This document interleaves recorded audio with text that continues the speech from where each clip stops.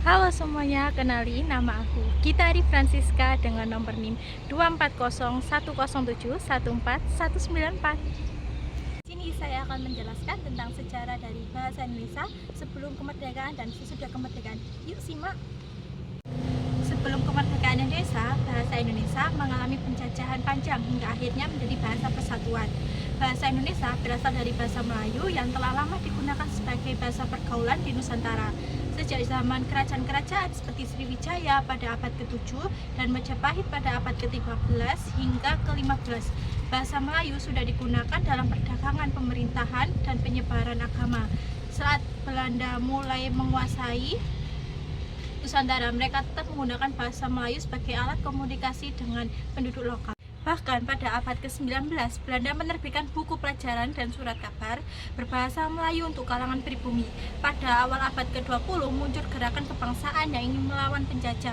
Bahasa Melayu digunakan dalam organisasi seperti Budi Utomo pada tahun 1908 dan Sarekat Islam pada 1911 di Dewan Rakyat. Beberapa tokoh pergerakan menggunakan bahasa Melayu untuk menyuarakan aspirasi rakyat. Puncaknya terjadi pada 28 Oktober 1928 dalam Kongres Pemuda II, ketika para pemuda dari berbagai daerah mengikrarkan Sumpah Pemuda yang salah satu butirnya berbunyi, "Kami putra dan putri Indonesia menjunjung bahasa persatuan bahasa Indonesia."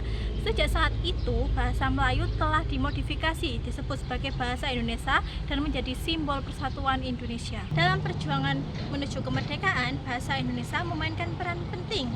Media massa seperti Surat Kabar Indonesia Raya, Pemandangan, dan Suara Merdeka menggunakan bahasa Indonesia untuk menyebarkan semangat nasionalisme. Pidato-pidato pejuang seperti Soekarno dan Hatta juga disampaikan dalam bahasa Indonesia, memperkuat identitas bangsa. Puncaknya, Proklamasi Kemerdekaan 17 Agustus 1945 ditulis dalam bahasa Indonesia, menandai peran pentingnya sebagai bahasa resmi negara. Sejak saat itu, bahasa Indonesia terus berkembang dan menjadi alat pemersatu bagi seluruh rakyat Indonesia. Bye-bye. Sekian dari penjelasan yang dapat saya sampaikan. Selebihnya mohon maaf jika ada kesalahan kata. Terima kasih. Bye-bye.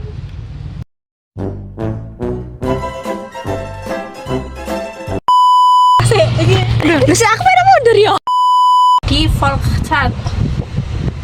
Apa sih saya mengalami penjajahan? Kok penjajahan sih? Perjalanan aja. Susulan wes mulai.